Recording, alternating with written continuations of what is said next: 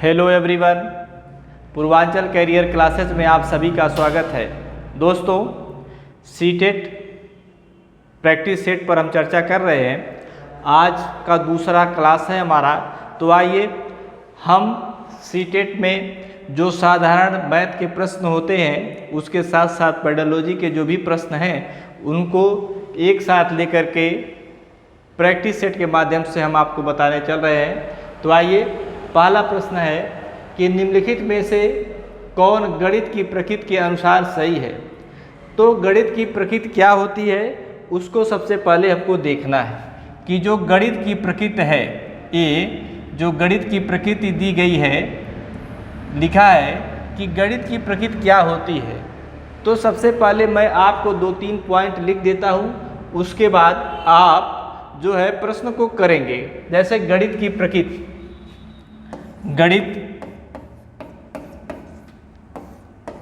की प्रकृति जिसे कहते हैं नेचर ऑफ मैथमेटिक्स, जिसे कहते हैं क्या, nature of mathematics. Nature of mathematics क्या है उसके बारे में हम आपको बताते हैं। 2-3 पॉइंट इसमें हमें देखना है। जैसे सबसे पहली बात यह है कि जो मैथ का जो नेचर होता है वह तार्किक होता है। गणित की प्रकृति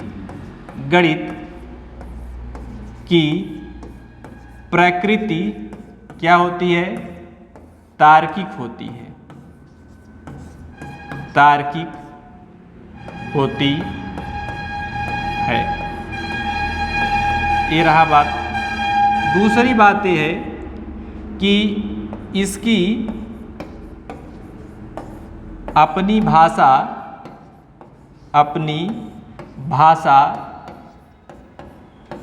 चिन्ह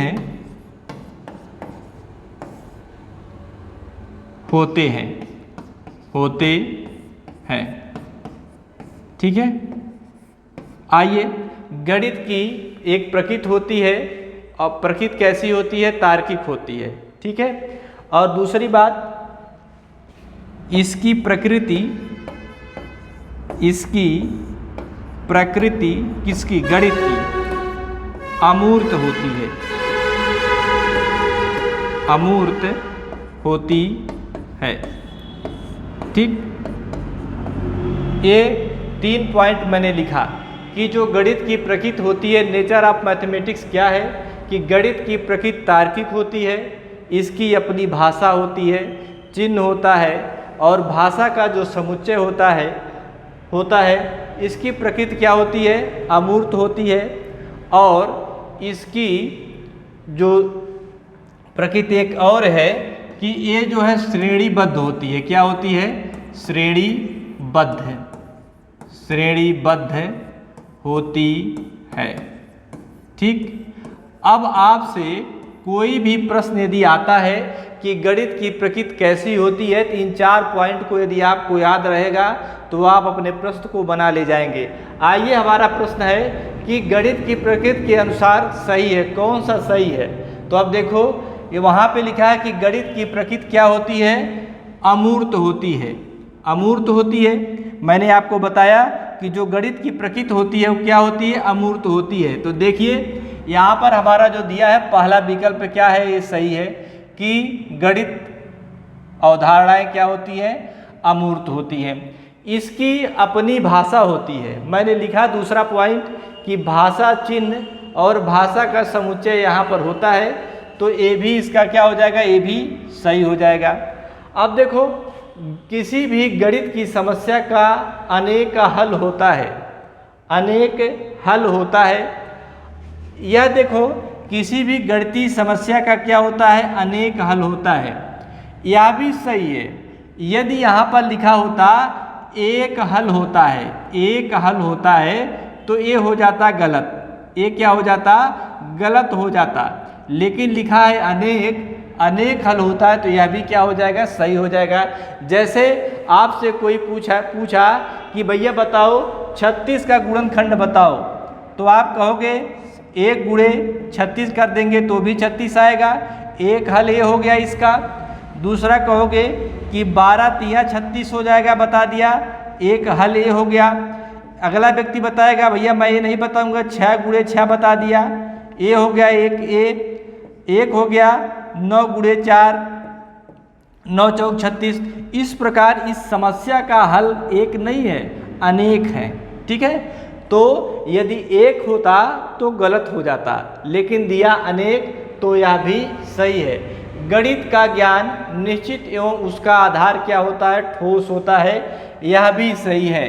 इसका मतलब ये हुआ कि जो हमारा यहाँ पर ऑप्शन दिया है वह क्या है, सब सही है। क्या है, सब सही है, उपर्युक्त सभी। तो आप देख सकते हैं कि जो मैंने ए लिखा पॉइंट, इसको आप याद करेंगे तो ऐसे प्रश्न आप अपने आप बना ले जाएंगे। ठीक, आइए हम आगे चलते हैं।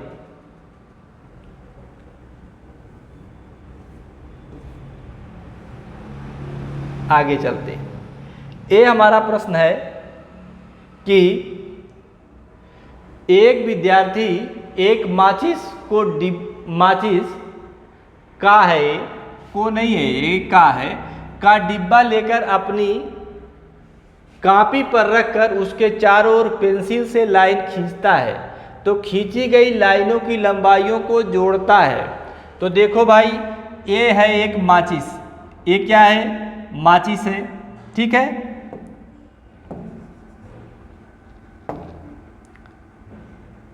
ये माचिस है, ये है माचिस आपकी। ठीक है, तो इसके चारों ओर अपने कागज पे रख करके लड़का जो है ऐसे खींचता है, लाइन बनाता है।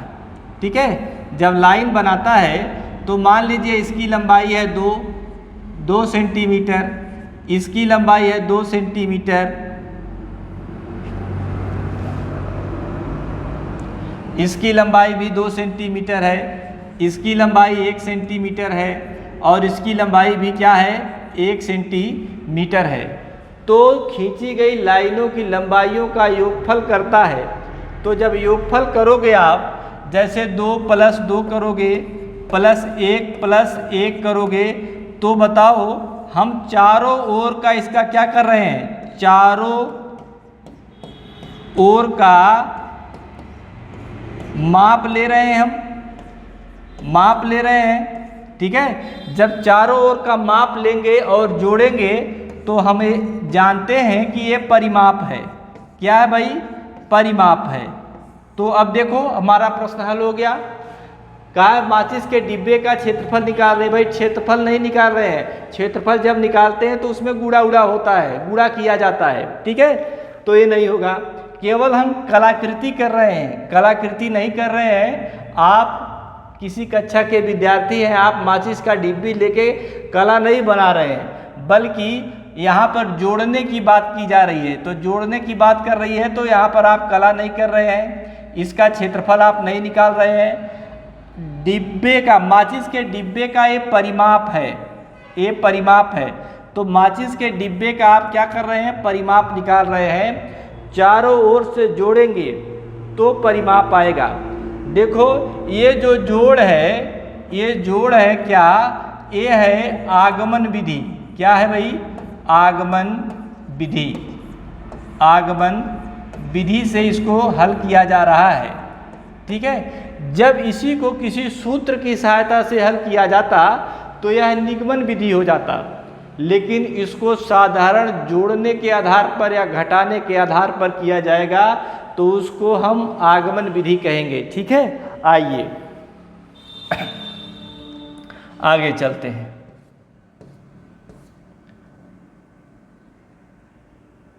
देखो भाई, ये हमारा है प्रश्न। अगला प्रश्न है कि यहाँ पे देखो 9 में से 1 घटाया है 8, यहाँ पे 8 आया तो 1 आया। यहाँ पे देख रहे हो कि क्रम से बढ़ता जा रहा है, 1 2 फिर 3 फिर 4 ऐसे बढ़ रहा है। मतलब पहले में 1 बढ़ा था, दूसरे में 1 2 बढ़ गया, तीसरे में 1 3 बढ़ गया, फिर चौथे में क्या बढ़ा, 1 2 3 4 बढ़ा। ठीक है। इसका मतलब हुआ ये कि जो यहाँ पर पैटर्न ये दिख रहा है, यहाँ पर जो पैटर्न दिख रहा है उसी को हमको आंसर में देखना है। ज़रा देखो यहाँ पर 7 6 है, 7 और 6 दिया है। यहाँ पर देखो 1 2 3 4 लिखा।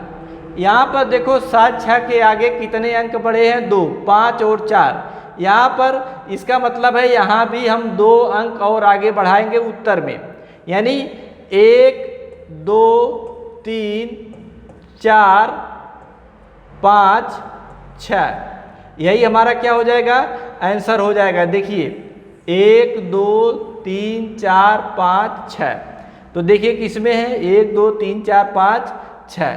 यदि आपको यह समझ में नहीं आया है तो देखिए फिर से, इसका पैटर्न यही है कि इसमें 1 आ रहा है, इसमें 1 और 2 आ रहा है, इसमें 1 2 3 आ रहा है, इसमें 1 2 3 4 आ रहा है। उसी प्रकार इसमें भी आएगा, लेकिन आपको यहाँ पर ध्यान रखना है, यहाँ पर 9 8 7 6 4 बार है, यहाँ पर 9 8 7 6 5 4 है, ये लिखा गया है। तो आप क्या करेंगे? उसी को देखेंगे कि 2 अंक बढ़ा है तो 2 अंक हमारे उत्तर में भी बढ़ जाएगा, 5 और 6 लिख दिया जाएगा। ठीक है, आइए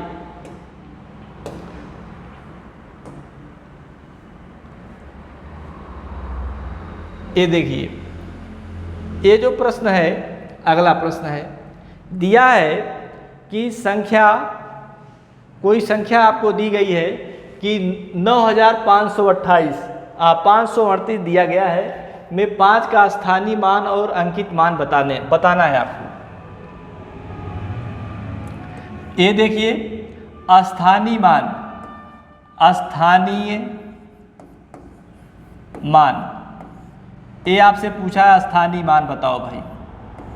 ठीक है, ये है प्लेस वैल्यू, इसे कहते हैं प्लेस वैल्यू, इसे प्लेस वैल्यू कहते हैं। ये अंकित मान है, इसको हिंदी में एक बार और लिख सकते हैं, अंकित मान को जातीय मान भी कहते हैं। क्या कहते हैं? जातीय मान कहते हैं। और इसको इंग्लिश में कहते हैं फेस वैल्यू। क्या कहते हैं भाई? फेस वैल्यू कहते हैं। ठीक है, तो अब देखो स्थानीय मान में ये होता है कि संख्या जिस स्थान पर रहेगी, जिस स्थान पर रहेगी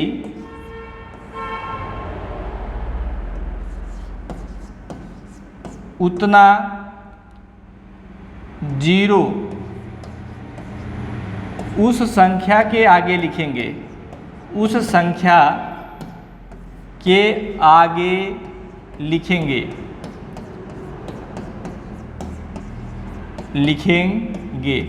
ठीक, और जाति मान में जो संख्या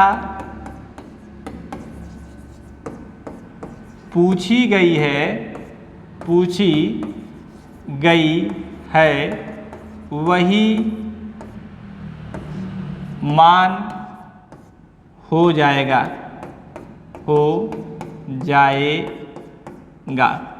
ये बात है।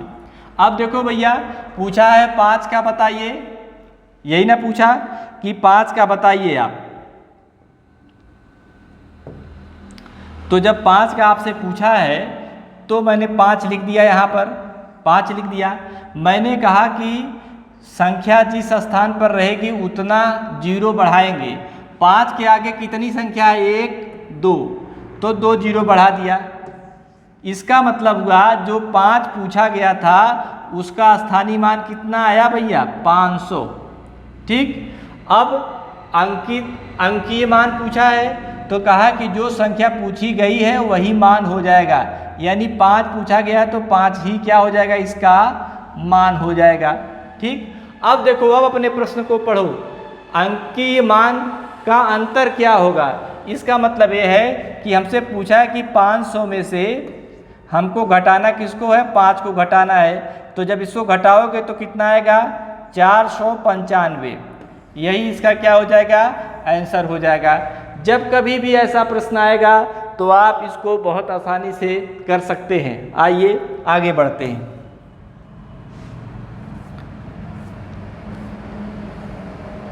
लीजिए, ये जो प्रश्न आपका आया है यह पेडोलॉजी का प्रश्न है, ठीक है। इसमें लिखा है प्रायः शिक्षार्थी दशमलव संख्याओं की तुलना में त्रुटि करते हैं। उदाहरण के लिए 0.80 कामा लगाया है, फिर लिखा है 0.8 से बड़ा है।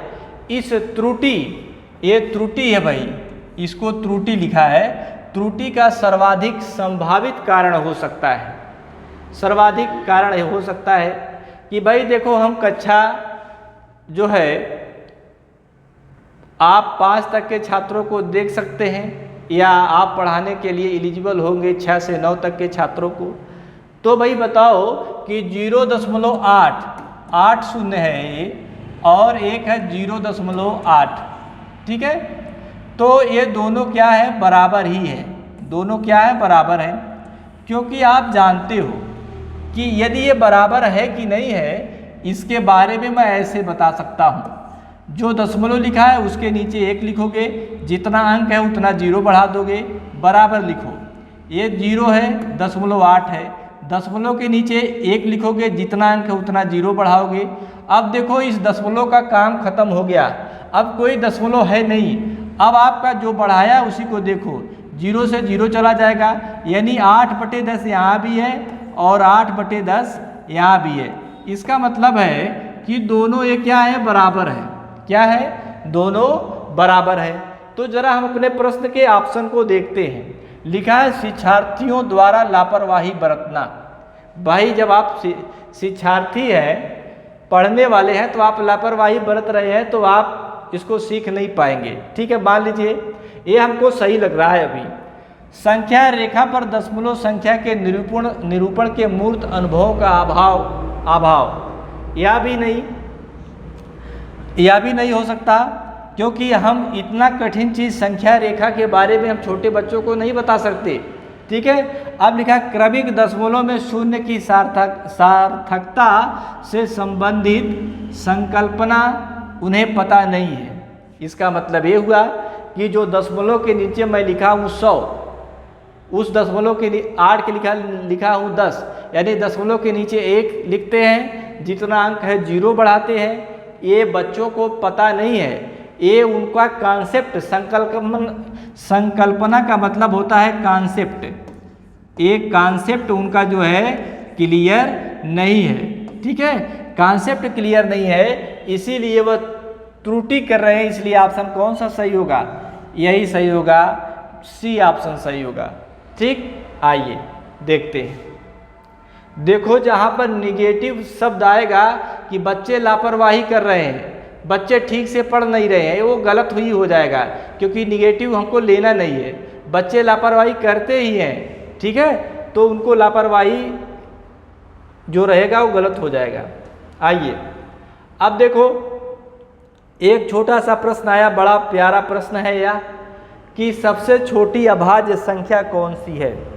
सबसे छोटी अभाज्य संख्या कौन सी है, तो मैं लिख देता हूँ सबसे छोटी एवं सम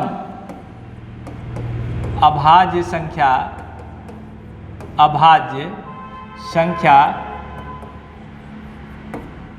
2 है, ठीक।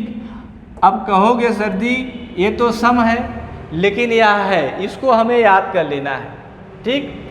अब देखो 3 भी अभाज्य है, लेकिन 3 2 से बड़ी है। एक ना तो भाज्य है ना अभाज्य है, ठीक है। एक ना तो भाज्य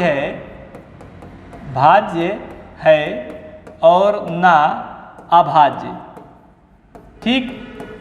इसलिए एक तो होगा नहीं। 3 अभाज्य है, 3 क्या है, अभाज्य है, ठीक। 2 क्या है, यह भी अभाज्य है, 2 भी अभाज्य है। लेकिन आपसे पूछा गया है कि सबसे छोटी अभाज्य संख्या हमें बताना है, ठीक है। सबसे छोटी अभाज्य संख्या हमको बताना है, तो सबसे छोटी अभाज्य संख्या कौन सी हो जाएगी, 2 हो जाएगी, तो यही आंसर हो जाएगा। मैंने आपको बताया है कि 1 से लेकर के 100 तक जो अभाज्य संख्याएं होती हैं वो होती हैं 25, ठीक है। 1 से लेकर 100 तक अभाज्य संख्याओं की संख्या, अभाज्य संख्याओं की संख्या होती है 25। कितनी होती है इसको याद कर लेना है, 25। तो यदि कोई चालाक आदमी पूछ ले आपसे कि भैया बताओ 1 से लेके 50 तक कितनी होती है, 50 तक तो आपको बताना है 15, और फिर 50 से लेकर के 100 तक पूछ लिया तो क्या बताना है आपको, 10, ठीक है। तो ये आपको हमें याद करना पड़ेगा भाई, ठीक है। ये हम अभाज्य संख्याएं लिखे हैं, अभाज्य संख्या है ये भी, और ये भी अभाज्य संख्या है, अभाज्य संख्या, ठीक। यदि आपसे कोई पूछता है कि भैया बताओ 1 से लेके 50 तक अभाज्य संख्याएं कितनी होंगी, तो आपको 15 बताना है। 50 से लेके 100 तक कितनी होंगी तो 10 बताना है, ठीक है। ऐसे प्रश्न आएंगे तो आपको ऐसे ही कर देना है। आइए,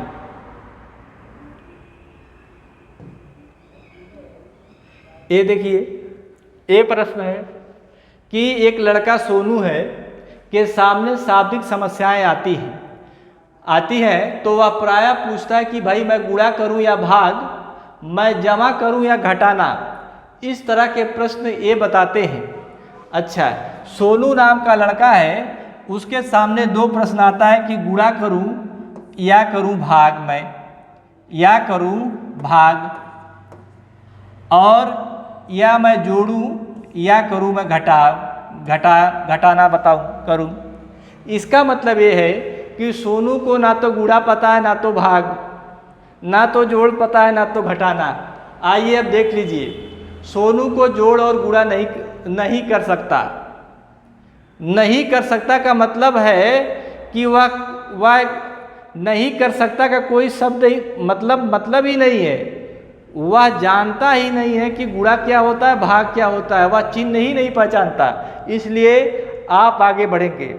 लिखा है कि सोनू को गणित की संक्रियाएं समझ है, संक्रियाओं का समझ है। इसका मतलब ये है कि उसको धन, ऋण, गुणा और भाग की समझ है। संक्रियाएं यही है भाई, धन, ऋण, गुणा, भाग, यानी इसको समझ है। लेकिन आपके प्रश्न में ये लिखा है कि सोनू ना तो गुणा कर पा रहा है, ना तो भाग कर पा रहा है, तो समझ तो उसको बिल्कुल नहीं है भाई। यहाँ पर एक ऑप्शन और है, D, none of these, none of these, ठीक है। ये लिखा है कि सोनू को जोड़ और गुणा नहीं कर सकता। सोनू जोड़ और गुणा नहीं कर सकता, लेकिन प्रश्न में या तो भाग, उसको चिन्ह ही नहीं पता है, तो यह भी नहीं होगा। यह होगा सोनू को गणित की संक्रियाओं की समझ नहीं है। यही एकदम सटीक आंसर है, क्योंकि सोनू यह नहीं जानता कि गुणा का चिन्ह कहाँ लगाते हैं, भाग का चिन्ह कहाँ लगाते हैं, ऋण का चिन्ह कैसे बनता है, धन का चिन्ह कैसे बनता है। उसको कहा जाता है कि धन का चिन्ह लगाओ तो वह गुणा का चिन्ह लगा देता है। कहा जाता है कि भाग का चिन्ह लगाओ तो वह जोड़ का चिन्ह लगा देता है। इसका मतलब है कि सोनू को गणित की संक्रियाओं की समझ नहीं है, बिल्कुल नहीं है। वह जान ही नहीं पाता कि हमको करना क्या है, ठीक है। तो आइए हम आपको आगे ले चलते हैं। ये देखो भाई, ये प्रश्न है हमारा अगला। ये दिया है कि जोड़, साधारण जोड़ सीटेट में ऐसे आते हैं। मैंने आपको बताया कि जब कभी भी जोड़ आएगा तो आपको करना ये है कि सबको एक ही पैमाने में फिट कर लेना है। अब देखो, 1 किलोमीटर में 1000 मीटर होता है, ये सब लोग जानते हैं, ठीक। अब 1 मीटर में आप जानते हैं 100 सेंटीमीटर होता है, 100 सेंटीमीटर होता है। तो 1 सेंटीमीटर में कितना मीटर होगा, 1/100 मीटर होगा। ये हमें याद रखना पड़ेगा बच्चे, ये हमको याद रखना पड़ेगा। आइए, ये हमारा प्रश्न है। 5 किलोमीटर को मीटर में बदलेंगे तो 5 गुणे 1000 कर देंगे, 1000 कर दिया। फिर ये हो गया मीटर में। अगला जो हमको दिया है वो 50 मीटर है, यह मीटर में दिया ही है। अब देखो ये 500 है, 500 में यदि 100 से भाग दोगे तो एक जीरो से एक जीरो कट जाएगा, इसका कट जाएगा, तो ये क्या हो जाएगा 5 मीटर। ये कितना बचा, ये आया 5 मीटर, यहाँ पर लिखा 5 मीटर। अब इसको जोड़ सकते हो, जब जोड़ोगे, ये दिया आपको प्रश्न है, इसको ऐसे यदि आपको जोड़ने नहीं आता तो आप ऐसे इसको लिख करके जोड़ सकते हैं। 500 सीटेट में बहुत समय होता है, आप आराम से प्रश्न को करेंगे। आपको सही करना है ज़्यादा, आपको गलत ज़्यादा नहीं करना है कि हम 150 प्रश्न कर रहे हैं और गलत सब हो जा रहा है। यहाँ पर 5 लिखेंगे, यहाँ पे 5 लिखेंगे, यहाँ पर देखो 0 आएगा, यहाँ पर फिर क्या लिखेंगे 5 लिखेंगे, ये क्या हो गया इतना मीटर, यानी 5055 मीटर यह क्या आएगा उत्तर आएगा। ये देख सकते हैं आप। ठीक, आइए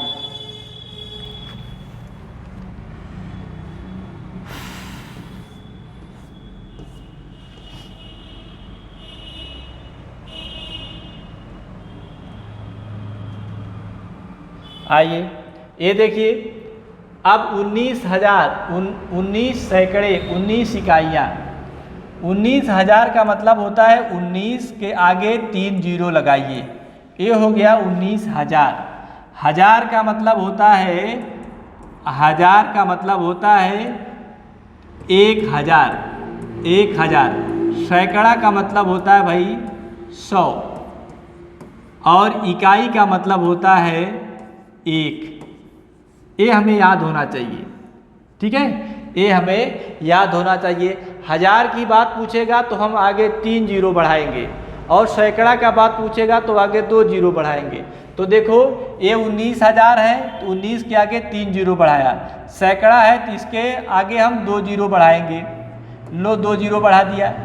अब ये 19 इकाई है तो इसके आगे कोई जीरो नहीं बढ़ाएंगे क्योंकि 1 होता है। अब देखो इसको जोड़ेंगे, ये देखो 19, ये 9 1 10, और ये कितना 2, कितना आया 20,919। पहला ऑप्शन इसका क्या हो जाएगा सही हो जाएगा। ठीक है, आइए हम आगे चलते हैं। देखो ये प्रश्न है हमारा,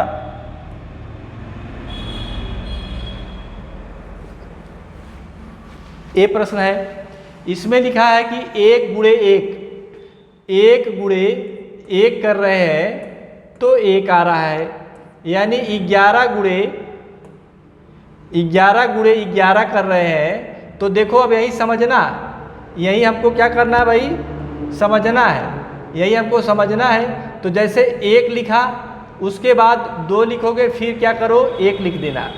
यहाँ पर देखो 1 1 1 3 बार है, फिर 1 1 फिर 3 बार है, बराबर बराबर करेंगे। अब देखो इसको समझो, इसको गुणा नहीं करना। जब ऐसा कुछ रहेगा 1 1 का गुणा करा रहेगा तो हम पीछे से यहाँ लिखना शुरू करेंगे। यहाँ से लिखेंगे 1 2 और 3, पूरा गिनती खत्म। जब पूरा गिनती खत्म तो फिर हम 3 के पीछे जाएंगे, 2 और 1, यही हमारा क्या हो जाएगा, इसका गुणा हो जाएगा। ठीक है, अब देखो भाई, अब ये हमारा दिया है, ये 4 बार है, तो देखो ये लिखना हूँ मैं 11 4 बार गुणे फिर 4 बार। तो इतना बड़ा गुणा करोगे तो बड़ी समस्या हो जाएगी, गुणा इतना बड़ा करेंगे तो हम बड़ी समस्या हो जाएगी इसके लिए। तो हमको क्या करना है, हमको करना ये है कि हमें देखना है कितने अंक हैं, 4। तो पहले 4 गिनती लिखो, 1 2 3 4। अब जैसे 4 गिनती खत्म हो गई, फिर उसके पीछे से चलो, 4 के पीछे कौन है 3, 3 के पीछे कौन है 2, फिर 1 आ गया। जैसे 1 आया हमारा प्रश्न क्या हो गया, हल हो गया। देख लीजिए उत्तर कौन सा है, उत्तर है 12 3 4 3 2 1, यही है आंसर आपका। ठीक है, ऑप्शन नंबर बी।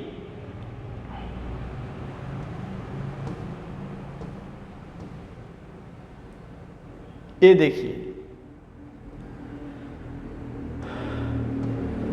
ये प्रश्न है कि एक दुकान में 500 खिलौने हैं।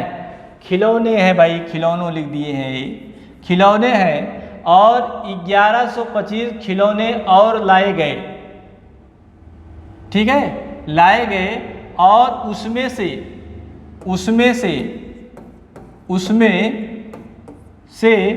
425 खिलौने बिक गए, तो खिलौनों की संख्या बताइए। ये जो प्रश्न है उसमें थोड़ा त्रुटि हुई है। ठीक है, त्रुटि क्या हुई है कि खिलौनों की संख्या 125 है। ठीक है, 125, यहाँ पर 1125 नहीं है, खिलौनों की संख्या कितनी है? 125 है। ठीक है, अब देखो 500 खिलौने दुकानदार के पास थे पहले से, प्लस का मतलब है ये पहले से थे, और 125 खिलौने और लाए, यानी दुकान में 125 खिलौने और लाए, तो ये भी प्लस हो गया। जब प्लस हो गया तो जोड़ोगे तो 5, 2 और 5 कितना हुआ? 6 हो गया, 625 खिलौने हो गए। अब लिखा है कि 425 खिलौने क्या हुए? बिक गए, यानी 425 खिलौने बिक गए, यानी 425 खिलौने बिक गए। तो खिलौनों की संख्या 5 में से 5 घटाओगे 0, 2 में से 2 घटाओगे 0, 6 में से 4 घटाओगे कितना आएगा? 2 आएगा, यानी 200 हमारे क्या बचेंगे? खिलौने बचेंगे। ठीक, आइए आगे चलते हैं। देखो भाई, ये प्रश्न आ गया हमारे सामने कि मान लो कोई संख्या है x, कोई संख्या x है, इसके आगे और इसके पीछे ये संख्या है। ठीक, एक होता है पूर्ववर्ती और एक होता है अनुवर्ती। पूर्ववर्ती मतलब पहले, ये पूर्ववर्ती है और एक है अनुवर्ती। ठीक है, अनुवर्ती का मतलब होता है आगे, पूर्ववर्ती का मतलब पहले। जैसे 9 है, 9 का पूर्ववर्ती कौन है? 8 है, 9 का पूर्ववर्ती 8, और 9 का अनुवर्ती क्या हो जाएगा? 10। 9 का अनुवर्ती कौन हो जाएगा बच्चे? 10 हो जाएगा। तो इसी कॉन्सेप्ट पर हमको देखना है, पूर्ववर्ती का मतलब पहले और अनुवर्ती का मतलब बाद में। और देखो पूर्ववर्ती का पूर्ववर्ती, पूर्ववर्ती परवर्ती, पूर्ववर्ती का परवर्ती, अनुवर्ती को परवर्ती भी कहते हैं, परवर्ती भी कहते हैं। ठीक, आइए देखते हैं। अब 100 का पूर्ववर्ती दिया है, 100 का पूर्ववर्ती क्या होगा? 100 का पूर्ववर्ती 99 होगा। क्या होगा बच्चे? 99। पूर्ववर्ती 99 का पूर्ववर्ती कितना होगा? 99 का पूर्ववर्ती कितना होगा? 98 होगा। इसलिए यह ऑप्शन क्या हो गया? गलत हो गया। पूर्ववर्ती का पूर्ववर्ती जब पूछा जाएगा तो यही करेंगे। अब देखो 100 के पूर्ववर्ती, 100 का पूर्ववर्ती कितना? 99, और 99 का परवर्ती कितना हो जाएगा? परवर्ती का मतलब अनुवर्ती जो आगे होगा वो हो जाएगा 100, इसलिए ऑप्शन क्या हो जाएगा? सही हो जाएगा।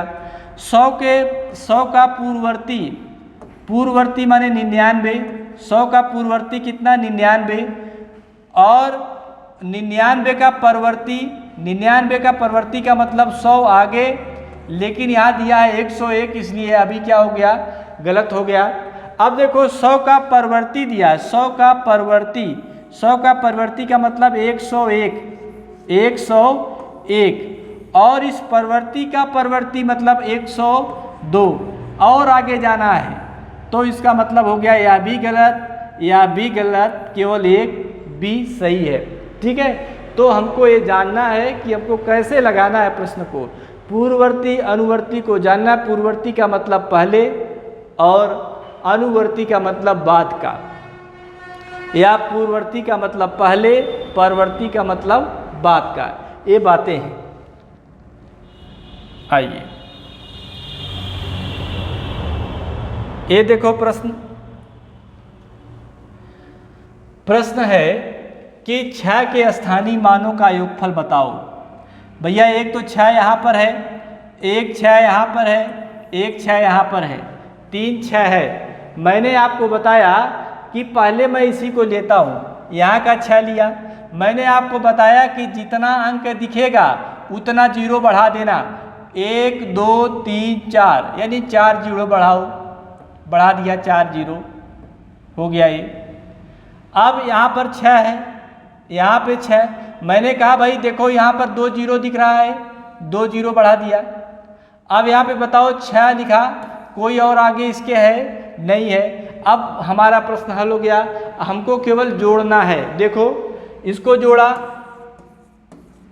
4 0, यहाँ पर है 600, एक 6 जोड़ दिया, 6 आया, 0 से 0 जुड़ेगा, ये 6 है, 0 और 6, ए आंसर है। कोई आंसर है ऐसा? हाँ जी, बी वाला है, तो बी वाला यही क्या हो जाएगा, सही हो जाएगा। ठीक है, आइए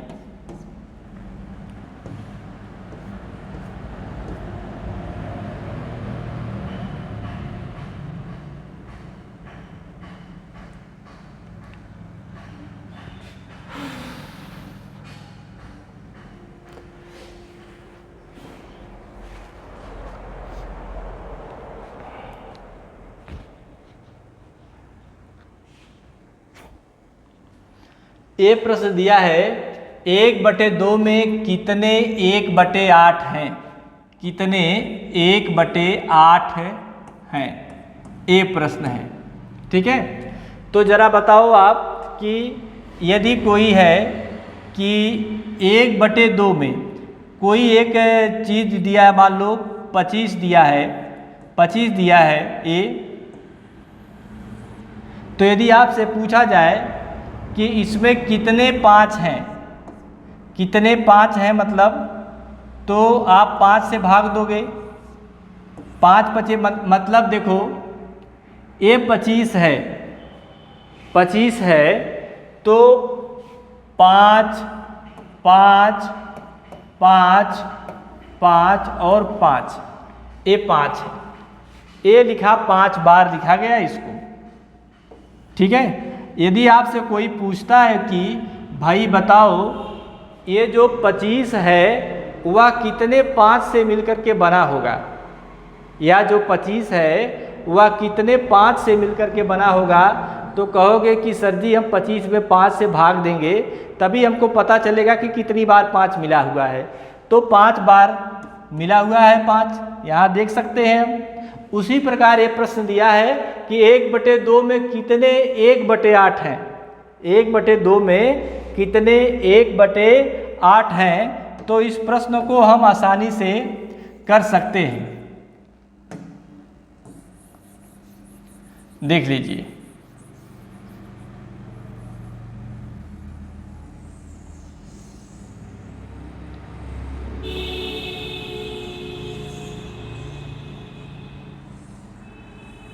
आइए देखिए, मैंने लिखा 1/2 बटे क्या कर देंगे 1/8, 8 कर दिया। अब देखो इसको सॉल्व करेंगे, 1/2 जानते हैं कि जब कोई भिन्न होती है और वो जब ऊपर जाती है तो पलट जाती है, गुणा हो जाता है, गुणा क्या हो जाएगा 8/1 हो जाएगा। तो 2 चौके कितना 8, तो हमारा जो उत्तर आएगा वो कितना आएगा 4 आएगा।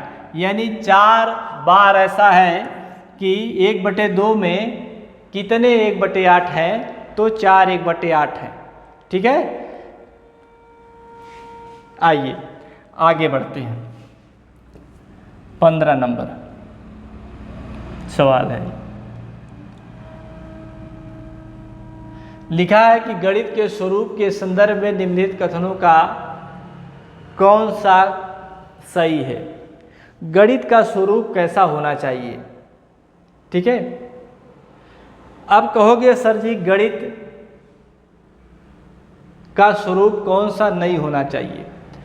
जैसे कोई भी व्यक्ति पढ़ा लिखा नहीं है तो फिर भी वह गणित के बारे में कुछ न कुछ जानता है। जैसे उसको कोई पैसा दे दोगे, आप कहोगे कि लो ये पैसा है 100 रुपया, 10-10 रुपया बांट करके आप ले लो सब लोग, तो वह जो है आदमी बिना पढ़े हुए आप वह जो है 10-10 रुपये बांट करके दे देगा। इसका मतलब ये हुआ कि गणित ऐसी भाषा है कि जिसका हम अपने दैनिक जीवन में प्रयोग करते हैं, चाहे हमको कोई गणितीय ज्ञान हो चाहे ना हो। ठीक, तो सबसे पहले इसका मतलब ये है कि जो गणित है इसका संबंध वास्तविक संसार से तो है भाई, क्योंकि व्यक्ति जो संसार में है उसके जीवन में कुछ ना कुछ तो गणित गुणा गणित हो ही रहा है, तो इसका मतलब है गणित का वास्तविक संसार से जुड़ाव है। ठीक, आइए, गणित में स्तरीकरण और मार्गदर्शन सम्मिलित है। यह ऑप्शन हमको समझ में नहीं आ रहा है, इसलिए हम इसको क्या कर रहे हैं, अभी आगे बढ़ दे रहे हैं, स्किप कर रहे हैं। लिखा अगला कि गणित संख्याओं की पढ़ाई तक सीमित है। क्या हमारा मकसद केवल गणित की पढ़ाई में गणित के सवाल को लगाना है, केवल संख्याओं को जानना है? नहीं, बल्कि गणित हम इसलिए पढ़ते हैं ताकि हम अपने दैनिक जीवन में जो भी घटनाएं हो रही हैं, अपने दैनिक जीवन में कैसे हम अपने भोजन की व्यवस्था करें, कैसे हम समाज का जो ताना बाना है उसमें अपने अनुभव के अनुसार व्यवस्थित हो सकें, वह भी गणित हमको बताती है। इसलिए गणित की पढ़ाई केवल संख्याओं की पढ़ाई तक ही सीमित नहीं है। यही इसका क्या हो गया, गलत ऑप्शन हो गया। इसी को पूछा कि कौन नहीं है, ठीक है, तो नहीं है का मतलब सी। गणित में प्रतिरूप और संबंधों की पढ़ाई सम्मिलित है। प्रतिरूप का मतलब होता है पैटर्न। पैटर्न, गणित का जो पैटर्न है, जो इसके रिलेशन है, वो सब इसके पढ़ाई से सम्मिलित है। यह भी सही है, इसमें स्तरीकरण और मार्गदर्शन सम्मिलित है, वास्तविक संसार से भी जुड़ाव है। लेकिन कौन सही नहीं है, वह यही है कि गणित की पढ़ाई केवल संख्याओं की पढ़ाई तक ही नहीं है, ठीक है, बल्कि इसको अपने वास्तविक जीवन में जोड़ना है, क्योंकि गणित से ही हमारे जीवन में जो भी पूरा गणित हो रहा है उसके बारे में हमको समझ मिलेगी। आइए, अगला प्रश्न है, निम्नलिखित में से कौन सा कथन सत्य नहीं है? गणितीय समस्याओं के समाधान पर पहुंचने का सिर्फ एक ही तरीका होता है। जैसे कोई भी प्रश्न आप हल करोगे उसमें केवल एक ही तरीका कह दिया, एक ही बात कह दिया, तो वो मुझे लगता है कि सही नहीं होगा। क्योंकि यदि आपसे कोई पूछता है कि भाई बताओ कि 24 का गुणनखंड क्या होगा, तो आप बता सकते हो कि 1 गुणे 2 24 कर दोगे, 12 दूनी 24 कर दोगे, 6 गुणे 24 कर दोगे, ठीक है, 8 त्रिक 24 कर दोगे। तो एक तरीका तो नहीं है 24 को बताने का, इसलिए सबसे पहले तो यही गलत हो गया। यही क्या हो गया,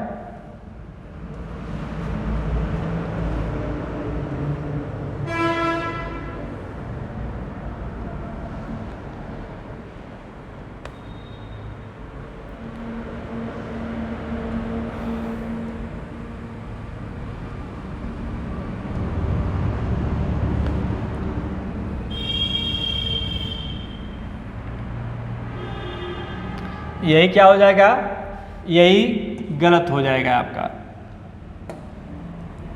यही गलत हो जाएगा। देखिए वाइट आ रहा है, यही है गलत, ठीक है। अब देखो अगला हम देखते हैं, गणित की अधिकांश उपशाखाएं आपस में संबंधित होती है, ठीक है। गणित हम छोटी कक्षाओं के लिए जो गणित पढ़ते हैं, गणित की संक्रियाओं को पढ़ते हैं, वही संक्रियाएं आगे चल कर के हम पढ़ते हैं।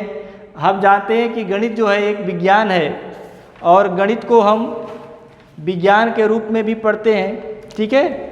आइए, उसके बाद कहा कि जो लोग पढ़ लिख नहीं पाते, ये लिख है, पढ़ है और लिख नहीं पाते, नहीं सकते, उन्हें भी गणितीय ज्ञान होता है, उन्हें भी गणितीय ज्ञान होता है। मैंने अभी बताया कि आपको कि जो भी लोग पढ़े लिखे नहीं होते हैं वो रुपए पैसे का बंटवारा कैसे कर लेते हैं, क्योंकि वह कुछ न कुछ गणित समाज से सीख सकते हैं। क्योंकि समाज, मैंने कहा कि समाज में गूढ़ा गणित चलता है। व्यक्ति अपने दैनिक जीवन में, व्यक्ति अपने जीवन में कुछ गूढ़ा गणित करता रहता है, तो उससे वह क्या करता है, सीख जाता है। अगला है कि गणित एक ऐसा विषय है जो अधिकांश अमूर्त अवधारणाओं से जुड़ा है। अमृत नहीं है, यह अमूर्त है, अमूर्त अवधारणाओं से जुड़ा हुआ है। यह भी सही है, क्योंकि गणित में मैंने बताया कि गणित की प्रकृति अमूर्त होती है, तार्किक होती है, उसमें चिन्ह होते हैं, उनमें भाषा होती है, उसमें श्रेणी क्रम होता है, यह मैंने बताया। तो हमें कौन सा सही नहीं है, तो आपने देखा कि पहला सही नहीं है, पहला सही नहीं है यही, बाकी ये तीनों ऑप्शन सही है। ठीक,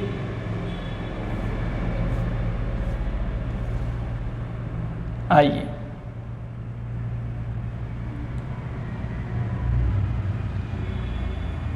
अब देखो भाई, गणित के अवधारणाओं के संबंध में सत्य बातें बताइए।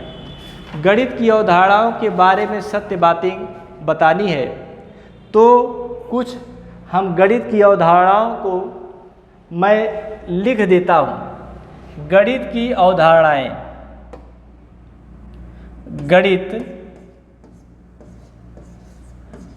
की अवधारणाएं,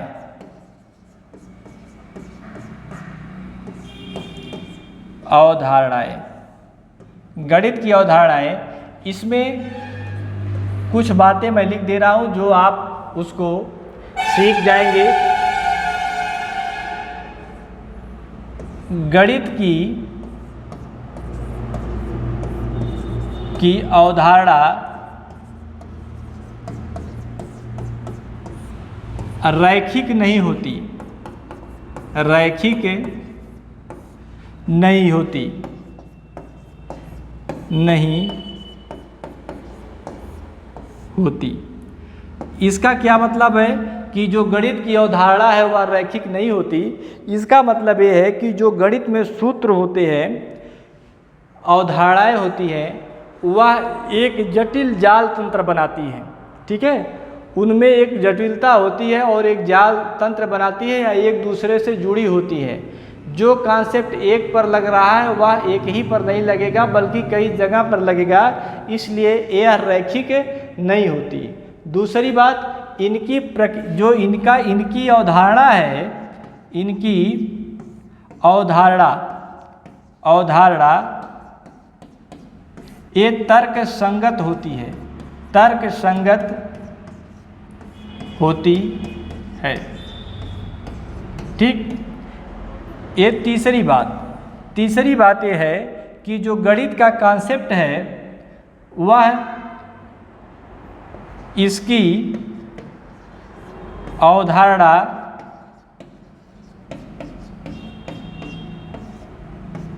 अमूर्त होती है, अमूर्त होती है। ठीक है, इसका मतलब ये हुआ कि इसका जो कॉन्सेप्ट है हम पढ़ेंगे वह तर्क संगत है, लॉजिक लगाएंगे। अवधारणा रैखिक नहीं होगी क्योंकि एक नियम एक ही जगह नहीं लगेगा बल्कि कई जगह लगेगा। इसका जो तर्क है वह निगमात्मक है, इसका तर्क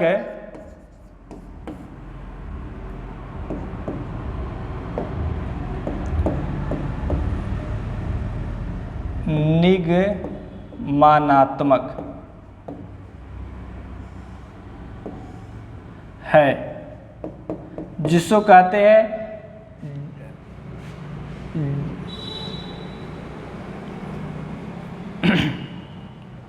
इतनी चीज़ों को आप क्लास में याद करेंगे, क्योंकि मैं बहुत सारे बातों को तो मैं लिख नहीं सकता क्योंकि यहाँ जगह भी कम है और यह क्लास प्रैक्टिस सेट की है। तो आइए मैं बताता हूँ गणित की अवधारणाओं के संबंध में। गणित की अवधारणाएं प्रकृति से तर्क संगत होती है। इसका मतलब है कि यह तो भाई सही है, यह क्या है, यह सही है। उसके बाद लिखा है कि गणित की अवधारणाएं निगमनिक विवेचन और तर्कणा पर आधारित होती हैं। इसका मतलब होता है तर्क संगत। मैंने लिखा यही तर्कड़ा है। तार्किक होती है और निगमात्मक होती है, निगमनात्मक होती है। देखो मैं ये लिखा, फिर मैंने लिखा कि गणित की अवधारणा की प्रकृति अमूर्त होती है। यह भी सही है, यह भी सही है, लेकिन ये लिखा कि गणित की अवधारणाएं रैखिक होती है। ये रैखिक है भाई, रैखिक रूप से व्यवस्थित होती है। नहीं, यह रैखिक रूप से व्यवस्थित नहीं होती है, यही गलत है और यही आपसे पूछा गया है। तो ऑप्शन नंबर डी क्या हो जाएगा, इसमें सही हो जाएगा। ठीक, आइए अगला देखिए, गणित की अवधारणाओं के बारे में सत्य कथन बताइए। अभी मैंने बताया आपको, कुछ बातें बताई हैं। देखिए, गणित की प्रकृति क्या होती है, तर्क संगत होती है, मैंने लिखवाया, ये सही है। और निगमनात्मक तर्क पर आधारित होती है, यह भी लिखाया। ये तार्किक है, तार्किक प्रकृति की होती है, यह भी लिखाया। तो आपसे पूछा है कि कौन सत्य नहीं है, सत्य नहीं है, ये सत्य नहीं है। तो कौन सा सत्य नहीं है, देखिए यहाँ पर थोड़ा टाइपिंग में गड़बड़ हो गया है भाई। ये रैखिक है, ये रैखिक है भाई, रैखिक रूप से किया जाता है इसका, है ना। ये रैखिक रूप से किया जाता है, यानी रैखिक ये नहीं होती है, बल्कि ये प्रकृति इनकी तर्क संगत होती है, निगमनात्मक तर्क पर आधारित होती है, तार्किक प्रकृति की होती है। मैंने लिखवाया, उसको याद कर लीजिएगा। उतने में आपको लगभग सभी प्रश्न मिल जाएंगे। ठीक है, अब देखो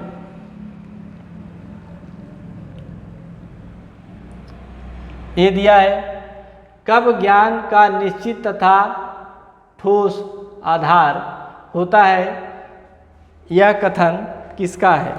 यह प्रश्न में जो त्रुटि है बहुत ज़्यादा है भाई।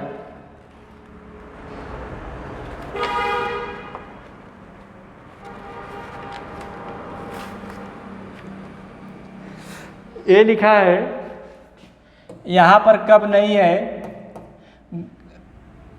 यहाँ लिखा है गणित का ज्ञान निश्चित तथा ठोस आधार होता है। गणित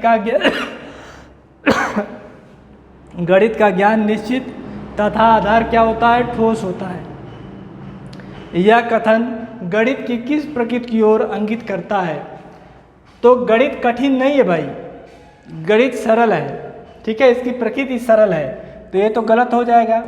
गणित में का कोई दोहा मुहावरा लगा होता है क्या, कोई लिखा होता है रईमन पानी राखिए बिन पानी सब सून, गणित ना हमको आ रही अब क्या करें हम, ऐसा कुछ लिखा होता है, नहीं लिखा होता। तो इसमें अलंकार की कोई भाषा नहीं है। आलोचनात्मक कोई भाषा है क्या, कोई आलोचनात्मक तो हो नहीं रहा है। आलोचना साहित्य में होता है, या तो गणित है ना, तो गणित में होगा नहीं। गणित में क्या होता है, तर्क होता है। मैंने बताया आपको कि गणित की प्रकृति तार्किक होती है, तो वही है, गणित का ज्ञान निश्चित तथा ठोस आधार होता है। क्यों, क्योंकि वह तार्किक होती है। ठीक है,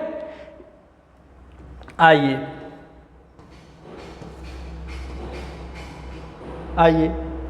अगला प्रश्न है। अगला प्रश्न यह है कि गणित शिक्षण का मुख्य उद्देश्य क्या है।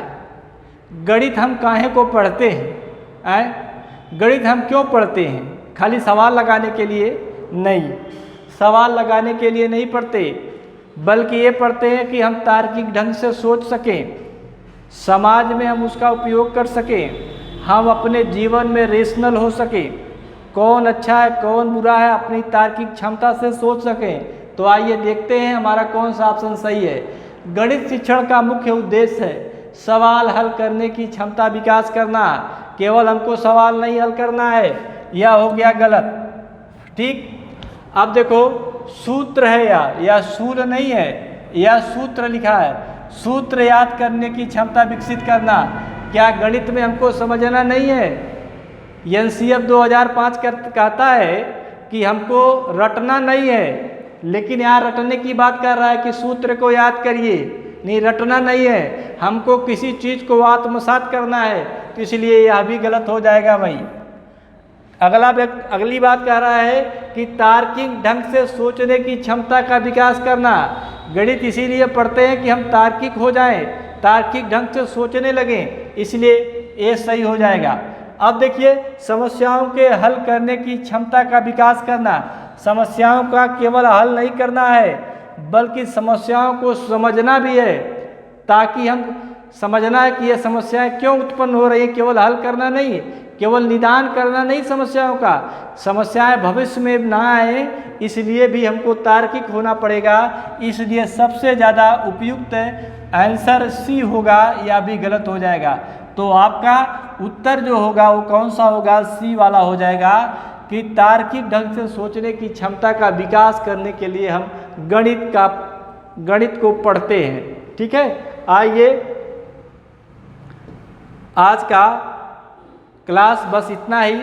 अगली क्लास में कल इसके आगे के प्रश्नों को लेकर के हम पुनः उपस्थित होंगे। तब तक के लिए धन्यवाद।